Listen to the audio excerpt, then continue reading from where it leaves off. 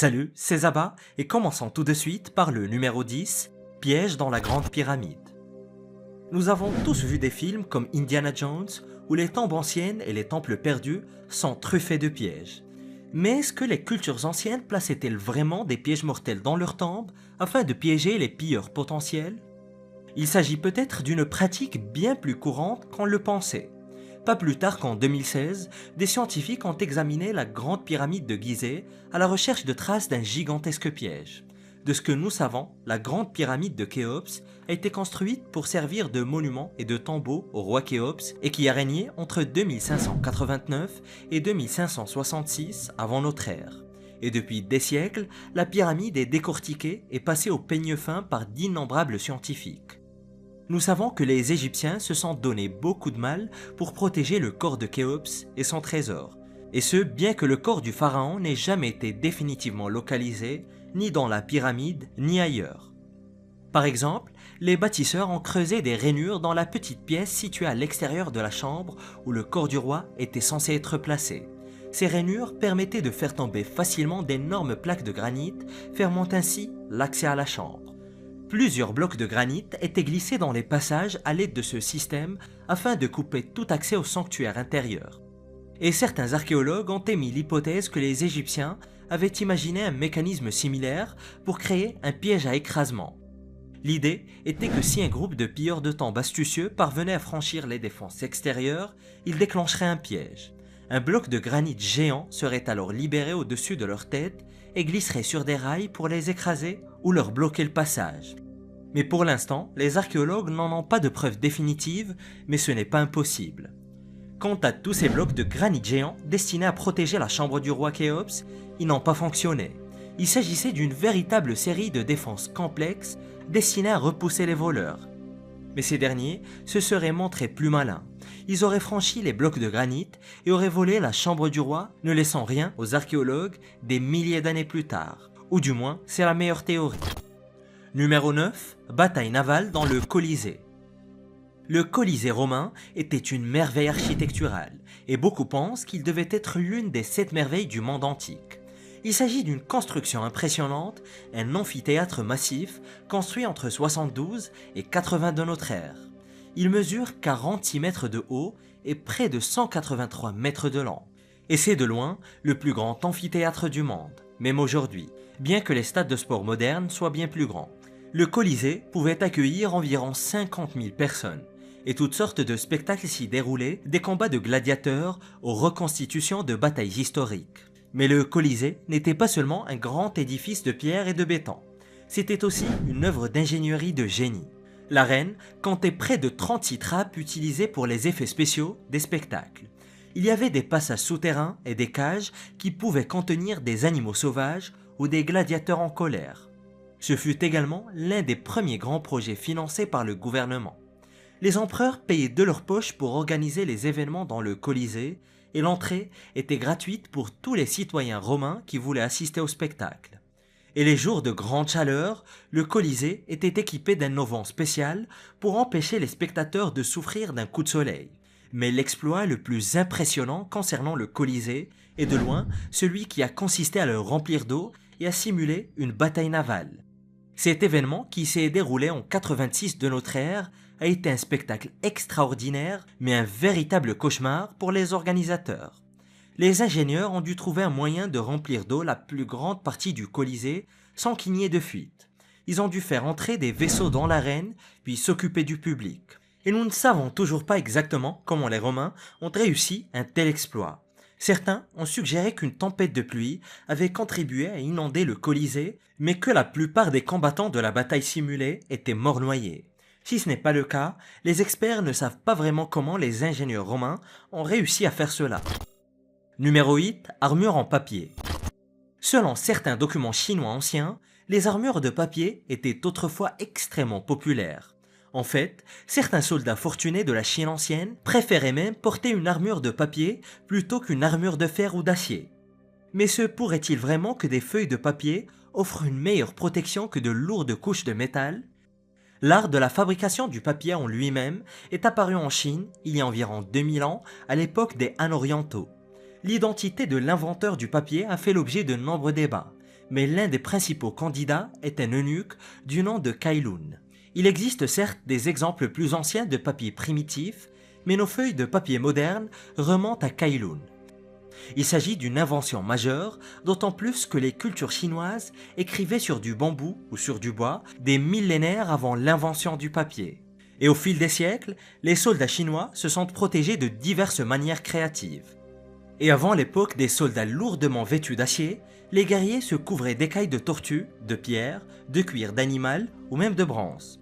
L'acier est ensuite devenu l'armure de prédilection, fabriquée en petites pièces superposées comme les écailles d'un poisson. Mais certains documents mentionnent également l'utilisation d'armures de soie et de papier. Et bien que peu pratique, l'armure de papier pouvait avoir été une avancée technologique très intelligente. L'armure de papier est mentionnée dans des documents datant de la dynastie Tang entre 618 et 907 après Jésus-Christ.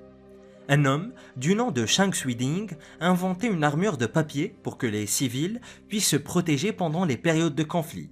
Et un certain gouverneur, Edong, aurait même utilisé ce même modèle pour équiper près de 1000 soldats civils d'armure en papier. Et ces armures étaient fabriquées à partir de feuilles pliées mélangées à de la soie et du tissu. Et selon les descriptions de la dynastie Qing, le papier coréen était le meilleur en raison de sa résistance. Le papier était apparemment plié et cousu dans des pochettes de coton. Ensuite, toutes les pièces individuelles étaient cousues sur un support en coton.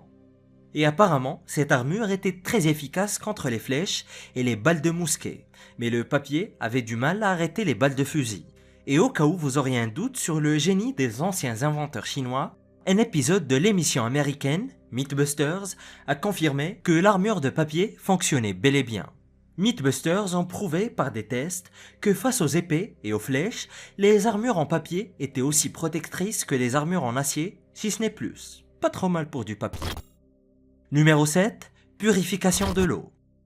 Dans l'ancienne cité de Tikal, située dans l'épaisse forêt tropicale du Guatemala, des scientifiques ont récemment découvert un centre de traitement de l'eau. Construit il y a plus de 2000 ans par d'astucieux ingénieurs mayas, il s'agit du plus ancien système de ce type connu dans l'hémisphère occidental. Et pour avoir une meilleure idée de l'avancée de cette invention, nous utilisons aujourd'hui même des centres de traitement pour avoir de l'eau potable à disposition. Sans système de purification d'eau, une simple gorgée d'eau du robinet pourrait nous rendre mortellement malades. Les Mayas ont compris comment utiliser leur propre système de filtration avec un minéral nettoyant bien avant que le premier système d'égout ne soit développé en Europe. Le système de Tikal filtrait les organismes nuisibles et empêchait les habitants de boire des pathogènes et des bactéries. À son apogée, Tikal abritait environ 60 000 personnes. Il s'agissait d'une gigantesque métropole comptant plus de 3000 structures identifiées par les archéologues. Et si cette ville se trouve aujourd'hui dans une jungle sauvage, elle était autrefois à l'avant-garde de la civilisation maya. Les scientifiques se sont intéressés aux réservoirs d'eau de la ville et qui ont été utilisés entre 2200 et 1100 ans. Ils ont prélevé des carottes de sédiments au fond des réservoirs d'eau potable et ont eu la surprise de détecter de la zéolite lors de l'analyse des minéraux. La zéolite est un minéral connu pour ses propriétés nettoyantes. Il peut éliminer de l'eau des contaminants tels que les micro-organismes nuisibles et les métaux toxiques. D'ailleurs, cette substance est si efficace qu'elle est encore utilisée aujourd'hui dans les systèmes de purification modernes. Et les Mayas se procuraient probablement leur zéolite dans des gisements minéraux situés à environ 30 km de la ville. Les scientifiques de l'université de Cincinnati affirment qu'ils ont ensuite ramené la zéolite à Tikal et traité le réservoir avec. Leur principale source d'eau potable était les précipitations. Les Mayas avaient besoin d'un moyen de conserver la fraîcheur de leur réservoir pendant de très longues périodes. Quasi toute l'eau de Tikal provenait des précipitations et une pluie particulièrement abondante pouvait fournir de l'eau potable pour l'année suivante. Mais l'eau d'un réservoir géant se gâte assez facilement et les Mayas se sont donc servis judicieusement de la zéolite pour la garder potable. Numéro 6. Le tapis volant. La plupart des scientifiques, archéologues et historiens, et même toute personne dotée d'un tout petit peu de bon sens, s'accordent à dire que toutes les histoires sur des tapis volants sont des mythes. Cependant, aussi bizarre que cela puisse paraître, il existe quelques récits anciens qui laisseraient penser que les tapis volants étaient des éléments de technologie fonctionnelle dans notre passé ancien. La légende voudrait que dans les années 1300, l'explorateur français Henri Bach ait trouvé des restes de parchemins et quelques ruines à Alamout en Iran. L'endroit est d'ailleurs célèbre pour avoir été le fort de la très célèbre et véritable secte des assassins et qui disposait d'une bibliothèque légendaire réputée pour avoir été l'un des plus grands dépôts de savoir de l'humanité. Et ce n'est pas la seule preuve. Apparemment, un ancien érudit juif du nom d'Isaac Ben Sherira aurait documenté un dispositif de tapis volant. Le parchemin décrirait l'appareil comme fonctionnant grâce à des propriétés magnétiques spéciales et à une teinture secrète infusée d'un minéral à base de terres rares. Le métal spécial et les capacités magnétiques avancées permettraient au tapis volant de rester propulsé au-dessus de la Terre et de suivre les lignes de lait magnétiques ou d'être poussé par le vent. Bien sûr, il n'existe aucune preuve de ces textes supposés aujourd'hui, seulement des légendes et des spéculations. Et ce même érudit, qui a écrit sur les tapis volants, affirmait qu'il y avait un stock de tapis volants à la bibliothèque d'Alexandrie, bien sûr. Ça aurait été il y a plus de 2000 ans et les tapis volants auraient été distribués aux visiteurs qui pouvaient s'en servir pour parcourir les longues allées de manuscrits en papyrus. C'est ça, oui. Et on dit que la bibliothèque comptait plus de 40 000 rouleaux de savoir sacré et que les visiteurs préféraient lire en flottant sur les tapis plutôt qu'assis sur d'ennuyeuses chaises. Et on les comprend bien. Mais là encore, il est évident qu'aucun autre texte sur la bibliothèque d'Alexandrie n'a jamais fait mention d'une telle technologie. Et il ne reste plus rien de la bibliothèque d'Alexandrie aujourd'hui et les textes originaux ont disparu depuis très longtemps. Il n'y a pas non plus de preuve de l'existence de tapis volants, bien sûr. Mais c'est très certainement de là que les mythes modernes sont nés, mais pourquoi au juste inventer une telle histoire ? Et y avait-il vraiment mention d'une telle technologie dans d'anciens textes? On ne le saura sans doute jamais. Numéro 5. Plancher chauffant. Une ancienne villa romaine, située en Allemagne, possédait son propre système de chauffage moderne. Elle a été construite dans la ville de Cambodonum sur les vestiges d'une colonie celte.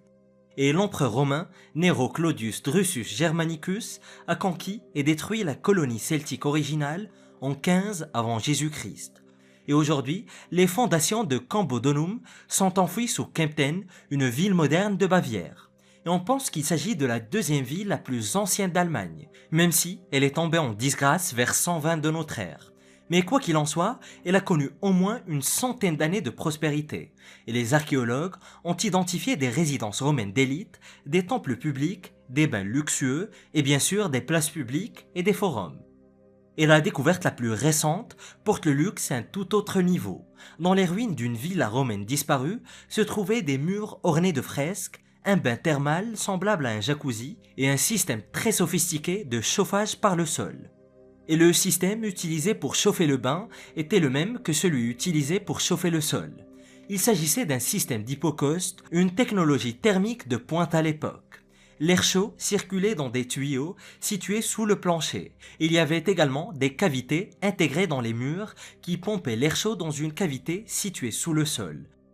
Et tout cet air chaud créait une bulle surchauffée sous le sol, ce qui le rendait même très chaud pour quiconque y marchait pieds nus.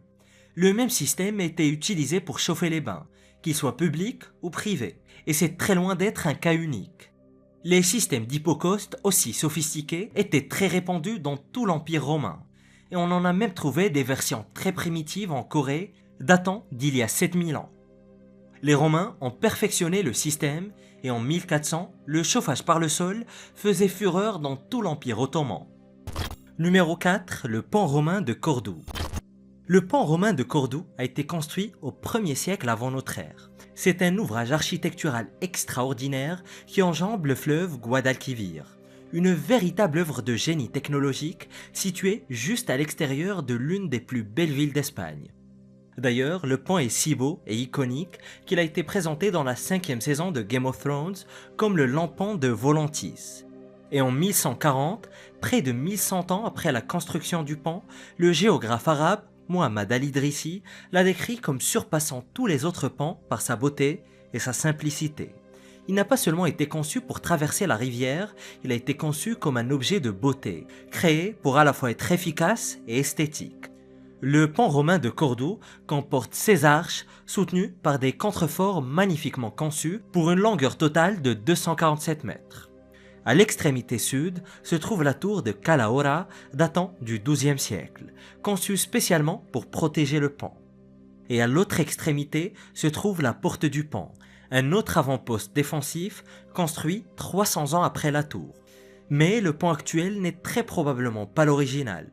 Selon les archéologues, il a probablement été construit en bois au 1er siècle avant notre ère, puis remplacé par des pierres pour durer plus longtemps. Et au XVIIe siècle, une sculpture de Saint Raphaël a été ajoutée par le célèbre artiste de la Renaissance, Bernabé Gómez del Río. Aujourd'hui, on préfère visiter le pont à la tombée de la nuit, lorsque les rayons du soleil se reflètent sur les pierres rouges dorées et que les arches s'illuminent comme autant de portes dorées vers le ciel. Numéro 3. Industrie de l'acier. Il y a 2900 ans, des êtres humains semi-primitifs vivant dans la péninsule ibérique ont sculpté des piliers de pierre à l'aide d'instruments en acier très perfectionnés.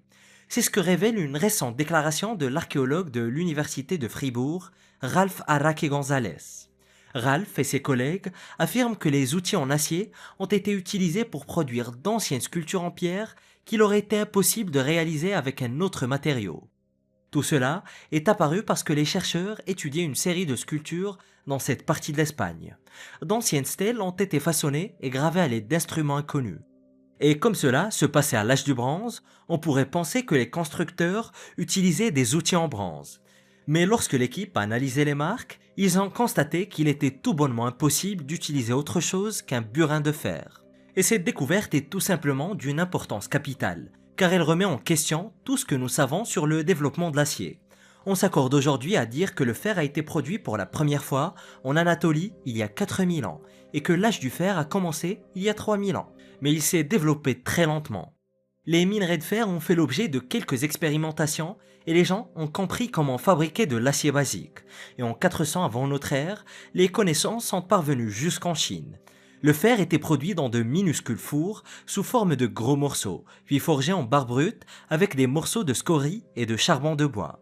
Mais ce qui est passionnant dans la découverte faite en Espagne, c'est que l'acier ordinaire n'a pas pu être utilisé pour réaliser les monuments et les gravures. Après de très nombreux tests et de très nombreux essais, les scientifiques ont constaté que seuls des burins en acier trempé étaient capables de façonner cette pierre particulière. Or, les scientifiques affirment que personne ne fabrique encore d'acier de qualité convenable. Ce type d'acier n'est apparu qu'il y a environ 2000 ans avec l'avènement de l'Empire romain.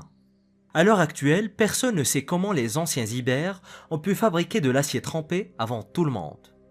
Numéro 2. L'aqueduc de Ségovie. L'aqueduc de Ségovie était un élément extrêmement avancé de la technologie antique lorsqu'il a été construit. Et il a été construit au milieu du 1er siècle de notre ère pour acheminer l'eau du fleuve Rio Frio jusqu'à la ville de Ségovie. Il s'agissait d'une pièce d'ingénierie si utile et si fiable qu'elle continue encore aujourd'hui à alimenter la ville en eau. De nos jours, il est difficile de trouver une route qui dure plus d'une saison. Pourtant, cet aqueduc romain a survécu et fonctionne toujours 2000 ans plus tard. Bien sûr, il y a eu quelques travaux de reconstruction. Des travaux ont été effectués au XVe et au XVIe siècle, puis des efforts de conservation ont été déployés dans les années 90. Néanmoins, l'aqueduc a été inscrit sur la liste du patrimoine mondial en 1985 et domine toujours le paysage de Ségovie en Espagne. Et c'est d'ailleurs l'un des ouvrages d'art romain les mieux conservés de la planète entière. D'une hauteur de 28 mètres à son point le plus haut, il s'étend sur plus de 14 km sur les collines ondulantes et enjambe les vallées profondes avec ses hauts piliers et la forme de ses arches, ce qui lui donne un air de conte de fées. La structure a été construite sous le règne de l'empereur romain Trajan entre 98 et 117 de notre ère. Et il aura fallu près de 24 000 blocs de granit, mais sans un seul joint de mortier. Les concepteurs de génie ont créé 165 arcs en n'utilisant que des blocs de granit sans même de mortier pour les maintenir ensemble. Et par miracle, pas une seule section de l'aqueduc de 728 mètres de long n'est rompue. Ces arcs sont aussi parfaits aujourd'hui qu'à l'époque de leur construction. Numéro 1. Menthe médicinale. Des chercheurs de l'Université d'État du Michigan ont récemment achevé une analyse complexe des génomes de la plante de la menthe. Ils ont examiné plusieurs espèces différentes pour retracer l'évolution des plantes de menthe à un niveau chimique profond. Et les scientifiques espèrent désormais que leurs travaux contribueront à développer de futurs médicaments, des pesticides naturels et des antimicrobiens. Nous savons tous ce qu'est la menthe, et tout le monde a déjà bu un verre de thé à la menthe. C'est une herbe dont la famille comprend la sauge, le basilic, la lavande et même l'herbe à chat. La menthe poivrée et l'origan sont également des menthes, mais il en existe des dizaines d'autres que je n'ai pas citées. Et traditionnellement, la menthe a été utilisée dans l'Antiquité pour aromatiser les aliments et les boissons, pour fabriquer des parfums, pour se nettoyer et même dans des élixirs de santé.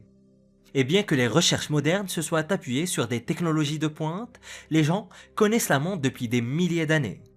Les anciens Égyptiens, par exemple, n'avaient pas besoin de microscopes sophistiqués pour savoir que la menthe aide à lutter contre les ballonnements et les flatulences. Dans l'un des plus anciens textes médicaux, le Papyrus Ebers, cette plante est citée comme remède contre les pets excessifs. Ne me remerciez pas pour le tuyau. Il y a 2000 ans, les médecins grecs utilisaient la menthe comme contraceptif oral, et les médecins chinois utilisaient la menthe dans leur médecine traditionnelle à l'époque, et c'est encore le cas aujourd'hui.